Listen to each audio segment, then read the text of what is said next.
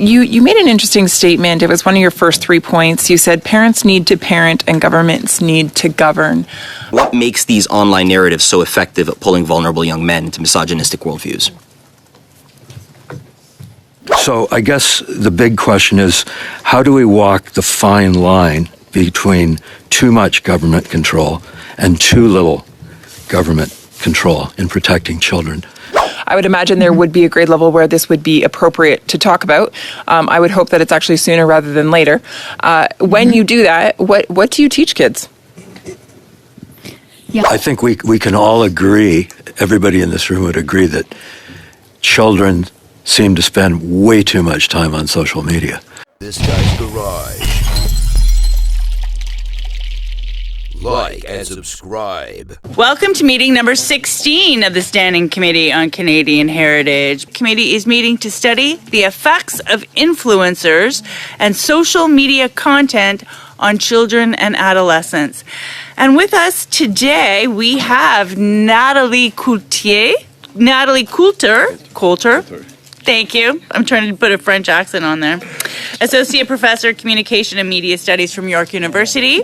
We have Holly Wood from Defend Dignity, a research and advocacy coordinator, and Holly Wood is joining us online. We have also by video conference from Escalate the Conversation, Naomi Holland. We have from Media Sparts here in the room, Catherine Ann Hill, the Executive Director, welcome, and Matthew Johnson, Director of Education. And Umberto Carolo, Chief Executive Officer of White Ribbon, is joining us online as well. All right, great. Well, thank you so much to each and every one of you for being here. We really do appreciate you taking the opportunity to share your research and also of knowledge and experience with us. My first question is for to Defend Dignity. Ms. Wood, you made an interesting statement. It was one of your first 3 points. You said parents need to parent and governments need to govern. I would like you to just expand briefly on what you mean by governments need to govern. What are those policy requirements that are needed right now in order to better protect children? Right, absolutely. So I used Bill S-209 as an example. It is the age verification on pornographic material online. That bill has been in Parliament for 5 years, and it is a prime example of how slow Parliament moves on critical issues in protecting our children. I think that the government does a great job of bringing these bills up and having conversations like this. But at the end of the day, when our kids are in the center of this issue, I believe that there should be some sort of rush on legislation that deeply affects them. I think that we, as a government bodies, need to invest in working with tech companies to provide those protections for our kids. We need to look at what are the options. I'm not a tech specialist, but I know that if we work with big tech, we can find a solution. And I just hope that the government moves forward with meaningful conversations and a rush on the legislation that can implement change so that our kids are protected. Thank you. I was reading some of the things that you have been published over the years, things that you've said and others, and there, at the time when Bill C-63 was before the House of Commons, and of course this has to do with online harms, it was brought forward in the last Parliament, and then due to the government choosing to prorogue, it died. Now there were good things within that bill, but there were also a lot of problems with that bill, as was highlighted by many stakeholders. Absolutely. You highlighted this as well, in the sense of, yes, there is some good stuff, but it didn't go far enough. One of the areas that you felt it didn't go far enough was that it was lacking a robust plan to protect kids from exposure to pornography, and of course the effect that has on them then later in life. Well, sorry, I should say during their childhood and later in life. Do you want to expand on that a little bit more in terms of what more needs to be done for kids? Yeah, so I'm a big believer in prevention education. I'm a nationally licensed prevention educator. I think that should be in every classroom across Canada, and it should be part of the curriculum, but it shouldn't necessarily be up to the teachers to teach. When I talk about a robust plan, I mean rolling out prevention education is at the top of that plan for me. There are so many organizations across the country, such as Media Smarts, such as Defend Dignity. We want to be in those classrooms, and the biggest obstacle that we face is school boards telling us that they have to go above and above this person and up the ladder for someone to approve it. And so for us to get into a classroom and teach prevention education is extremely hard. I think that's one of the key steps you can take, is allowing, or standardizing prevention education, allowing certain agencies or organizations into those classrooms and saying that we are allowed to be there as much as possible, and we're allowed to work with the schools without facing any red tape or bureaucracy around it. I understand that legislation and policy takes time, but I just think our kids are the most important thing in the world, and I just think we should be moving legislation as quickly as possible when it comes to them. I guess, sorry, so I understand that prevention education, absolutely, there is huge value there, but again, I think to come back to the point that you made, there is the parents' role, the educator's role, or the school system's role, and then there's government's role. As legislators, we have the opportunity to bring substantial legislation forward with regards to platforms and how they are used, how they are regulated. We have the opportunity to make changes to the criminal code. And so I'm curious if you can really get into the substance of what is needed to better protect children, but also what is needed in order to better advocate for those that are victimized. So legislation-wise, I think there's a handful of bills currently in Parliament that I understand they have to go through study and processes. If we passed the majority of the bills currently active in the House of Commons and the Senate that protect children from online harm, our world would be a much safer place for our kids. The problem is we look as advocates and researchers, we look at that legislation and we say, okay, well, that's 2 or 3 years away when our kids need to be protected now. So that's my big thing with legislation, is just how slowly it moves, and I think it moves too slowly. Thank you. Ms. Holland, you seem to maybe want to weigh in a little bit on this. I'd love to give you that opportunity. Unfortunately, it's probably pretty short, but I can come back to you later as well. Yeah, I just wanted to quickly say that, it's for me as well, trying to get into schools is very difficult. And, I try to organize parent nights, and parents don't come.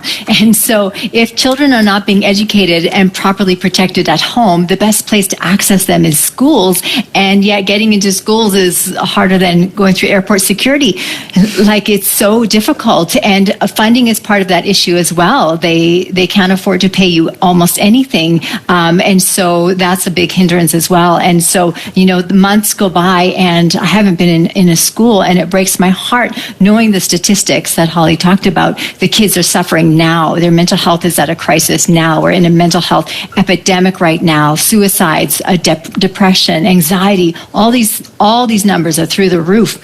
And, it was good that we pulled phones out of schools, but we know that that's not really happening. I get a lot of reports from schools saying that the kids are on their phones in classroom or sneaking in. And again, it falls on the teachers, and that's not right. So our kids are addicted to their devices, and we're not really helping them fast enough to help them to get off of them, or to know how to maintain that addiction. So there's just so much more that needs to be done, has to be done quickly. We are losing our youth. Mr. Carollo, as you noted, your work with White Ribbon has long focused on preventing gender-based violence by addressing the social norms and cultural narratives that shape boys' understandings of masculinity.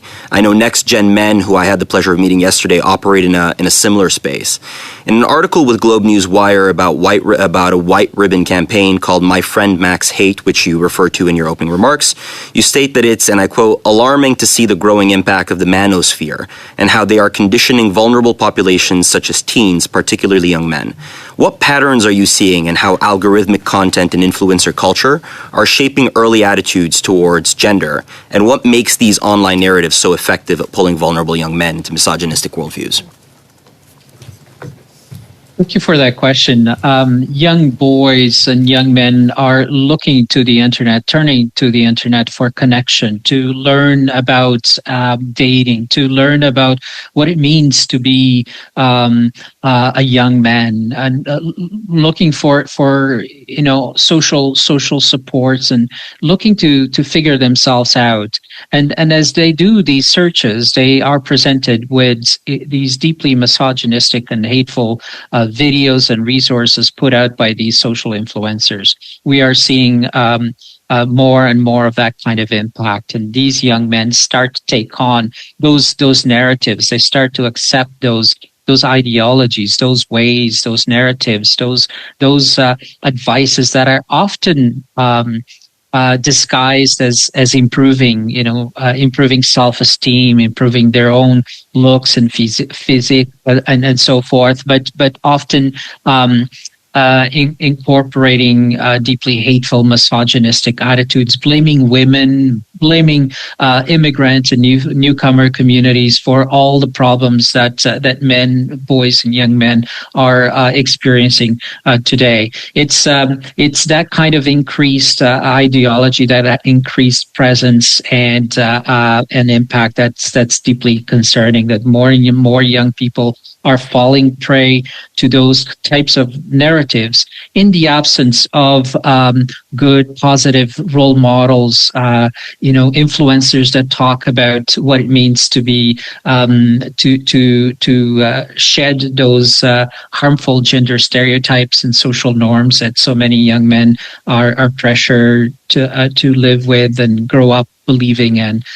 We need to change that around. We need to quiet those hateful voices, misogynistic voices, and instead present good role model voices, influencers who can share supportive, allied narratives that young men can take on.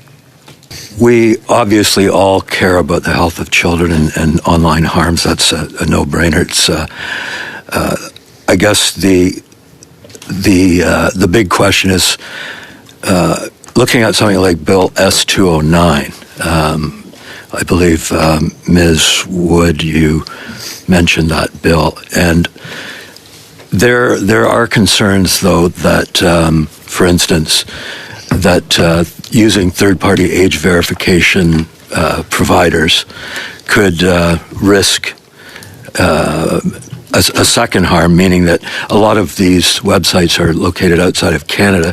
You've got to feed it data, very highly personal data, and that could cause a real problem. Obviously, there's the argument against freedom of expression and censorship, and there's also criticism of that bill because it's a very broad definition of sexually explicit, and some material that is not could inadvertently apply to mainstream images and so forth.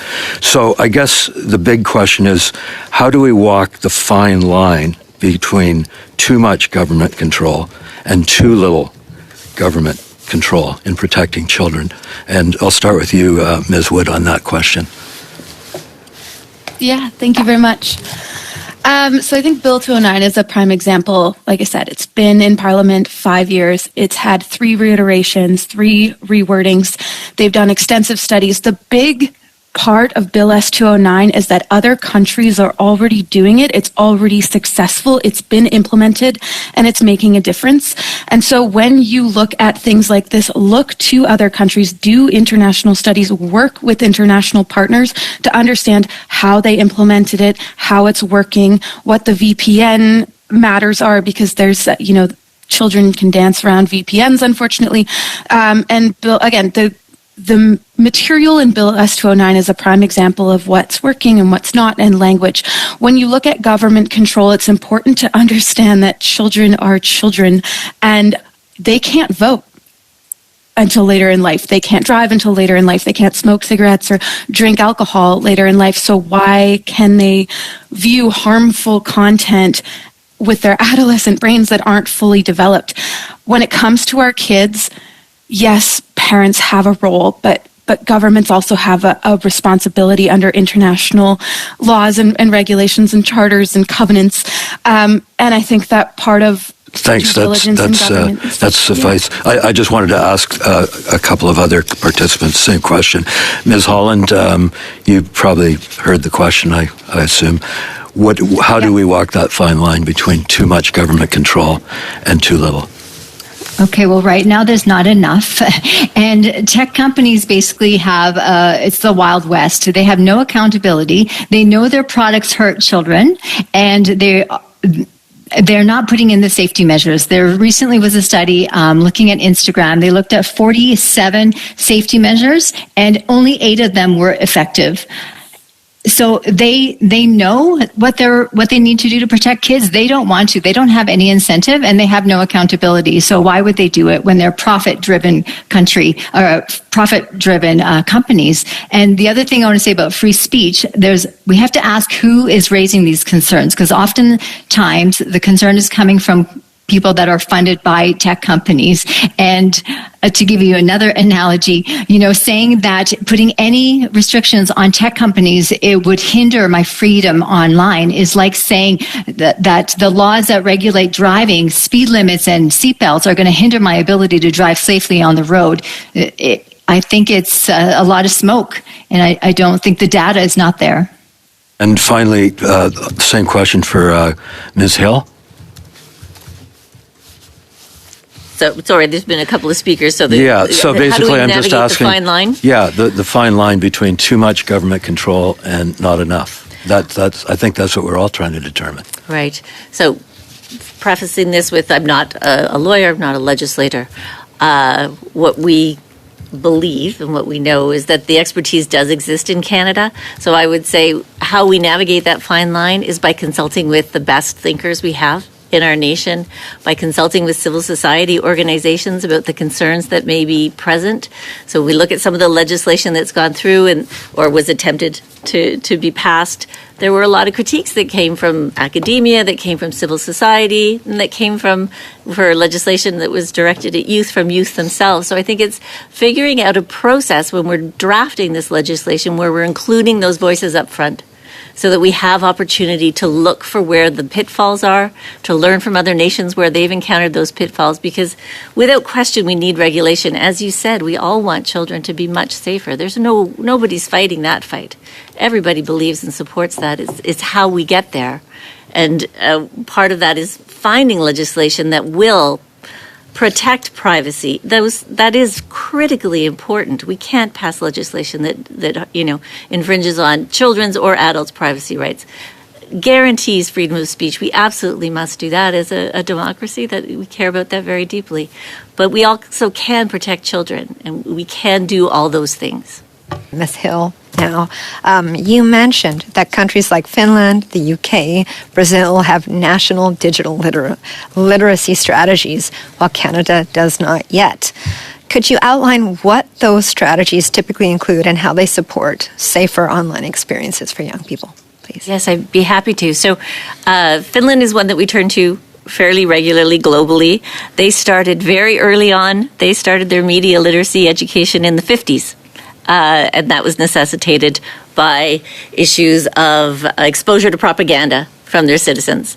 And so they started addressing how do we improve critical thinking and build the resilience of our citizens to misinformation, to disinformation, to lies that exist in propaganda. They started that in the 1950s. Their strategy is lifelong learning. So we have a lot of evidence to support that lifelong learning is incredibly valuable and important and is the one way we're going to build our resilience. And so they start from pre-kindergarten through to senior centers. So really it's a national strategy with national leadership saying this education matters, it needs to exist in all types of environments. So we're not just talking about K-12. We've allowed ourselves to some degree in Canada to be distracted by that because we say it's an educational issue, hence it's a provincial mandate, hence federally we can't do anything because this is about, from kindergarten to grade 12. And if we take it out of that sort of narrative and that perspective and say, no, this is about lifelong learning. This is about learning everywhere all the time because As we know, the AI we're living with today is already different from the AI we were living with 6 months ago. And, the technology that was a year ago now already seems out of date. So that lifelong learning is critical if we're going to have generational opportunities to protect children and youth. But also, we have to think about the vulnerable members of our society as well, people who are highly marginalized, we talk to seniors, they're feeling incredibly excluded and incredibly unsupported and unprepared for how to deal with the technology that exists that they must interface with. You cannot find housing, you cannot get a job, you cannot access health services, you cannot access social services without using a smartphone or some kind of internet-mediated device. So Finland is doing lifelong learning. The United Kingdom, they're only about 6 years ahead of us, 6 or 7 years. So they started investing about 7 years ago. They did it through the regulator, through Ofcom. So Ofcom is their version of our CRTC with a little bit of a broader mandate. But they invested heavily, developed a strategy and a platform called Making Sense of Media. We have the privilege of sitting as an advisor to the evaluation committee at Making Sense of Media in the United Kingdom. And so what they did was look at what was currently existing, what's in place. So what are all the education efforts happening across the UK, cataloging, benchmarking, identifying strategies that were effective, because that's one of the things we don't know. We don't have benchmarks. We don't know what the media literacy or digital literacy levels of our students and all adults are in Canada, but we also don't know what are the best strategies. That's why we're evaluating our resources to see what works. We've run out of time for this question. I don't know if you can just wrap it up quickly. I could talk about it for half an hour. I'm sorry. I know. Yeah. So yes, and Brazil, very quickly, I will say Brazil did it within 6 months. When the new government was elected and they realized that they needed to work really hard and really fast to combat forces that were anti-democracy, they knew that the place they needed to invest the most quickly. And so they went within 6 months, they had a strategy for the nation. It's not perfect. They're working on it. They're going to take a couple of years to improve and enhance. But it's not too late. But it's not too late, and it's possible. Thank you. Ms. Wood, one of the things that you talk about is not only the importance of making sure that kids are educated really well in terms of their use online. Of course, there's mental health concerns. There's there's so many social concerns. There's concerns around gender and sexuality, etc. One of the things that you talk about is the importance, of course, of equipping parents and the importance of entering into classrooms. You've discussed that further here today. But one of the things that I'd love for you to touch on is actually, if you're able to, and if not, that's okay, but are you able to outline, I guess, how is social media, how are channels used by those that are wishing to lure, groom, and exploit young people? What does that look like in terms of how social media is used to accomplish those ends? Absolutely. That's a loaded question. There's a lot of different ways to look at it. One of the biggest things that I look at is fake profiles or fake accounts on Snapchat. Kids are getting friend requests from people they don't know. They're adding people they don't know. They're Snapchatting people they don't know. And they assume that it's just someone from their community or someone else knows. And that is having a deep effect on our children. They are conversing with a lot of strangers. And then there's the comparison culture piece where they're watching influencers on social media posting things, and that becomes popular because it has the most likes. There are so many things on social media that are terrifying our kids into this comparison culture and making it unsafe where they don't feel adequate. And exploiters and predators prey on that. And so I will follow up with a deeper explanation, but it's mostly just you create this sense of vulnerability, and human traffickers and exploiters and predators prey on that, and they know exactly where to find it based on a child's social media presence or profile. Thank you for that. Ms. Holland, when you go into a school system and you teach on this, of course, I understand that you teach different things at different grade levels.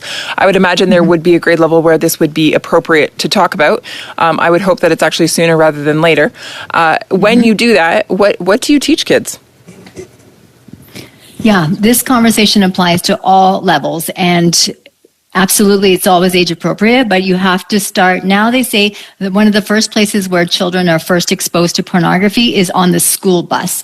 That means you have to be having conversations with children about what to do when you see a naked body. You don't have to tell them about pornography. You don't have to tell them this test. But before they get on the school bus, which is 5 years old. So absolutely, you can have age appropriate conversations at all ages. And so, yeah, 5, 6 year olds, my emphasis would be spending as less time on screens as possible, playing outside, just getting together with friends. We have to change the culture. We can't just accept that kids are going to have screens, and so therefore let's make sure we can limit it and stuff. We absolutely have to change this culture. I think someday we're going to see giving a child a tablet as a form of child abuse, because you are already rewiring, you're allowing technology to rewire their brain. So at a small age, trying to get them off as much as possible.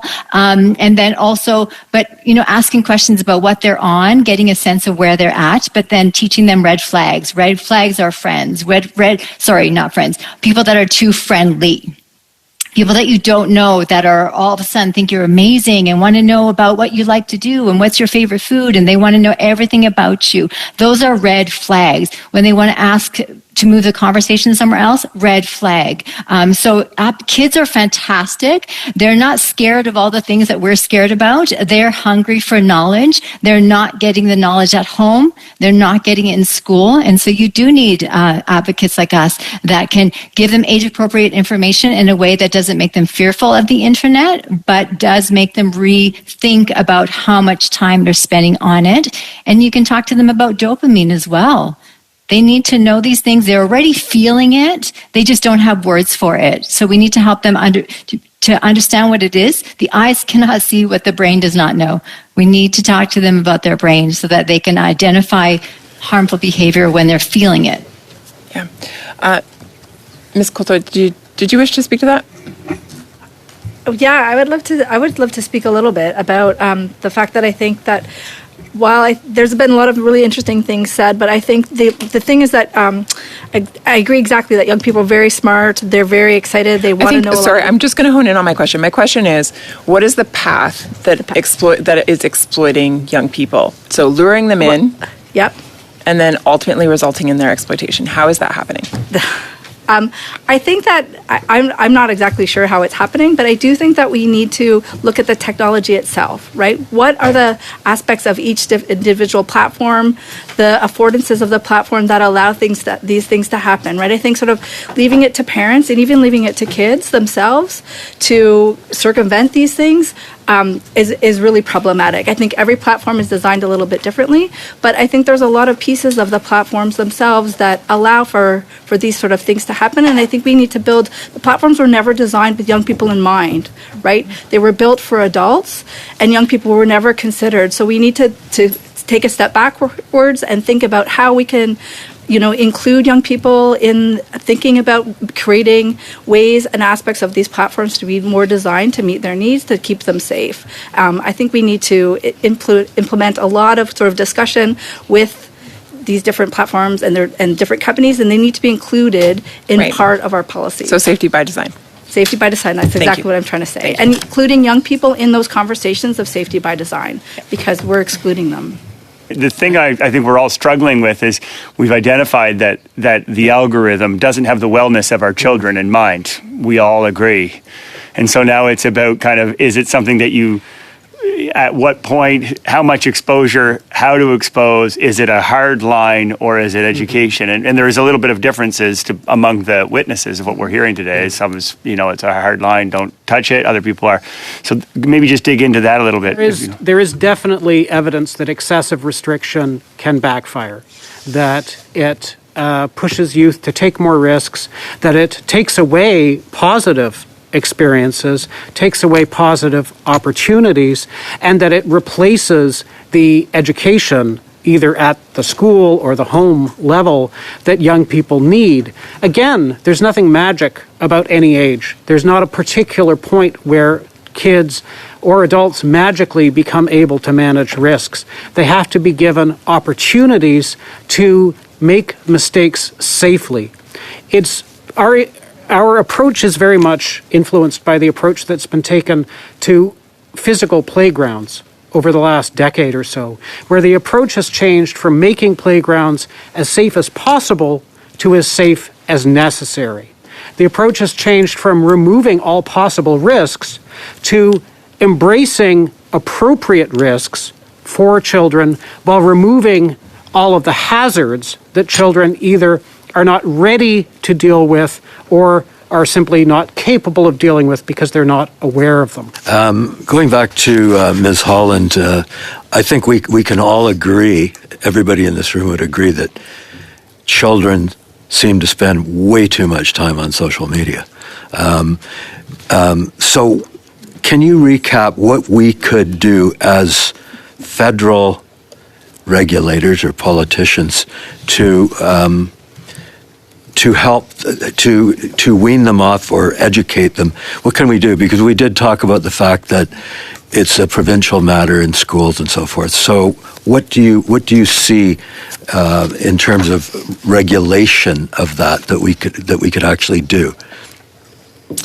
I think it'll be interesting to track what happens in Australia, since they just implemented a minimum age of 16 for social media. So I think follow that country to see what happens there would be really good. I think we have to recognize that tech companies are after our youth. That is a huge market, and they are for-profit driven, so they do not have their best interest in mind. I think if I was on the right website for Media Smarts, I do see that they're funded by Meta, TikTok, and YouTube, if I have the right link. So I think that should be noted as well. They have a motive here, not this company I'm saying, but the tech companies. They are after our children. And so I think there should be limits. I think that too many parents are giving kids screens just hoping that they will stay quiet for a few minutes, but in reality, they'll stay quiet for 10, 12 hours.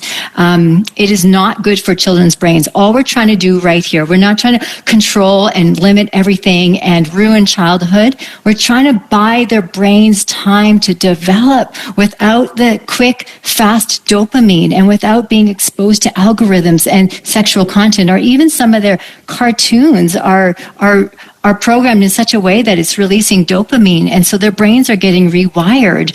So to focus on your question, I think it's so important that there is legislation in place that doesn't put all the pressure on parents. There has to be something, like it is no different than cigarettes, no different than alcohol. There has to be some limitations. It's no different than seatbelts.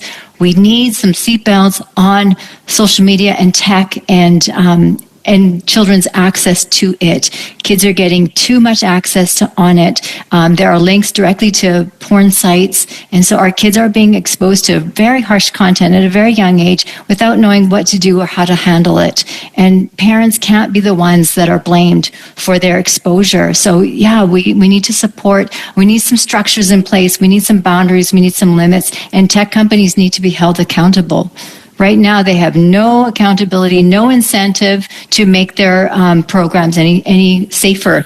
A Time article that just came out 3 days ago said, this is from the former head of safety on Instagram. It says it takes Instagram has a 17-strike policy where accounts have to be flagged 17 times for sex trafficking in order for it to be removed. So they know that there's harms, and they're not implementing the proper safety features in order to keep their young users safe. And I think we have to recognize that and call that out. Thank you. And I'll ask the same question to Ms. Hill and also Mr. Johnson. Basically, what can we do? I mean, I've talked before about we don't want to over-regulate, tell parents what to do, but how logically do we make a legislation that would help children? So I think the most important thing is to make sure that we are working from good quality evidence. I think the line to be walked between over-regulation and under-regulation is the line that is identified for us by the people who are experts in the field, the people who are doing research on the various impacts which is much more complex than a lot of the popular books and a lot of the popular speakers would suggest. That we are still identifying what are the different elements of social media that can have better or worse impacts. How are the impacts different for different people? How are they different at different ages? How do they interact with how young people and others use these tools? So I don't think we can easily say that there is a single line. I think what is absolutely most important is that when that line is drawn, and we are certainly not opposed to drawing a line with regulation, but that line must be informed by genuine scientific research. In particular to the question of how do we do that as a family, how do we do that in our homes in practical ways, we have lots of resources around that. We, for example, and I think all the speakers have agreed, no devices in the bedroom, no devices alone for young people. Contracts within the family about how we're going to use these devices, when and how, that we all agree to and we all follow. Talking about digital well-being. What does balance look like? What are the habits that we're worried about look like? And how are we going to replace those with more healthy things? We want kids to be outside playing.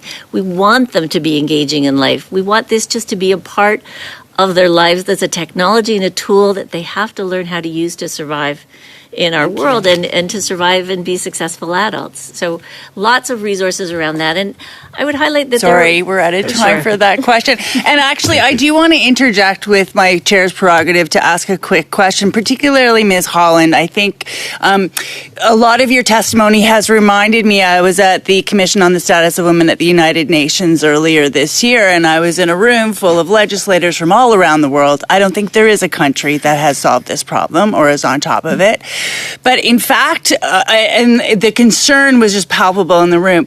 Children, young people all around the world now we're seeing a rise in physical ailments because they're so exposed to pornography at a young age, they don't know how to have healthy sexual relationships. And so physically, we are seeing these ailments grow all around the world. Ms. Holland, can you just quickly comment on that, please? To the physical ailments? Yeah. Well, I think part of what we're seeing with kids is that they're spending so much time in the virtual world that they don't know how to be in the real world. I mean, try to have a conversation with one or look them in the eye. We're not doing them any favors by allowing them to have so much access to their screens. Not only is the content harmful, but the behavior of it is not helpful. And so we are setting kids up for failure. So many boys now are dropping out of college and university because they go there, they're launched, parents think, oh, this is great, they're going up to college, and what do? They're back in a couple of months because they cannot get off their devices. They're watching porn or they're video gaming all night. They're failing their classes, they're dropping out of school, and they're moving back home. So there's long-term ramifications here, and if we are serious about the future of our children and the future of our generation, we have to, first of all, delay is the way. We have to delay access. We know these devices are addictive, and so let's not, try to limit here, limit there. They are highly addictive. Can we just give children a childhood that they don't have to recover from? And then we're buying them time. So when their brain is a little more developed, they will have to make the hard choices. They will have to figure out their own timings. They will have to figure out their own schedules.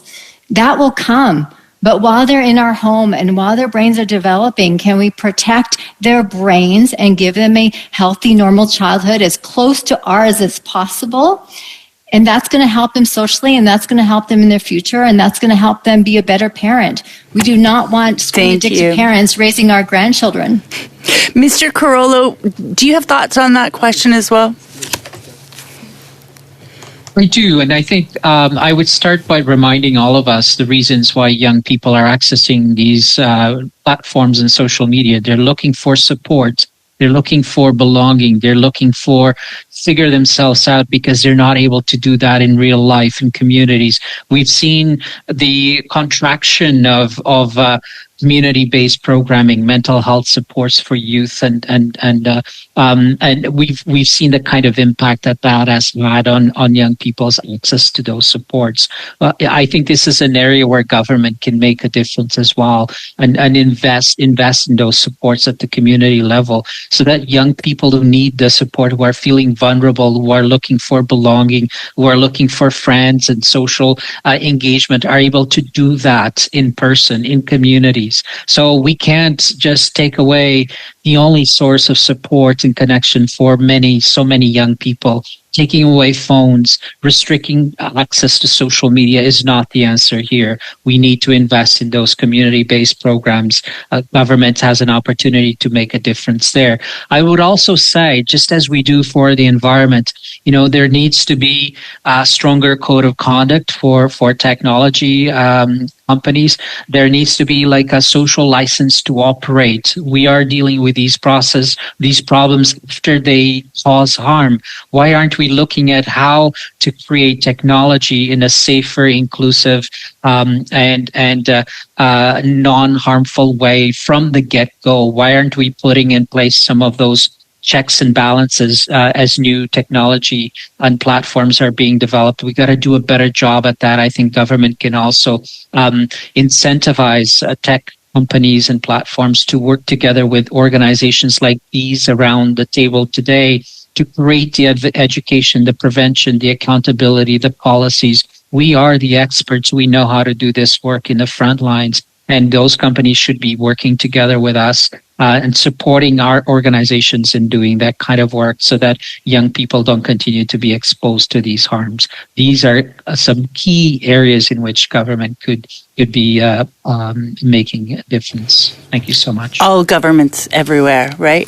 Mr. Miles, I'm sorry to take some time away but those are great you have questions. the floor now for 5 minutes. I think maybe we'll continue on the line of questioning a little bit, and I'll go right back to Mr. Carollo. I just wonder, speaking of regulating in the tech companies, do you see a possibility of actually them, us being able to look under the hood and in an algorithm sense? That feels pretty darn tricky. So, this is what I'm struggling with, is the algorithm itself is the problem in many, many ways because of what it responds to. And it doesn't have the wellness of our kids in place. So how do we maneuver in this system if we're not able to actually get it under the hood and say, okay, wait, we can't have this type of thing and I do agree that at some point we do have to reckon with this, but at what age is the right age to reckon with it? It's a really interesting conversation.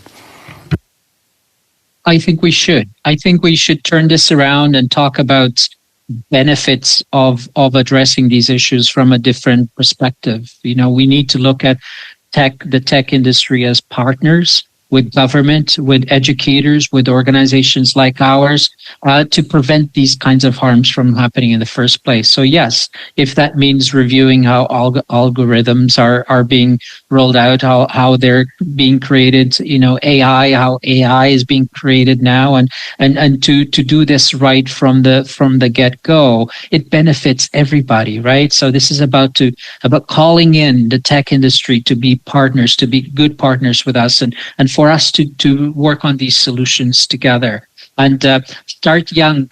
Yes, absolutely. I can't emphasize that enough. We talk to our young people about crossing the road safely, about riding a bicycle in good ways, about not talking to strangers. Let's talk about digital safety and citizenship. In age-appropriate ways as early as possible, even before we start thinking about giving our kids telephones. Taking away phones and mobiles and access to technology is not the answer.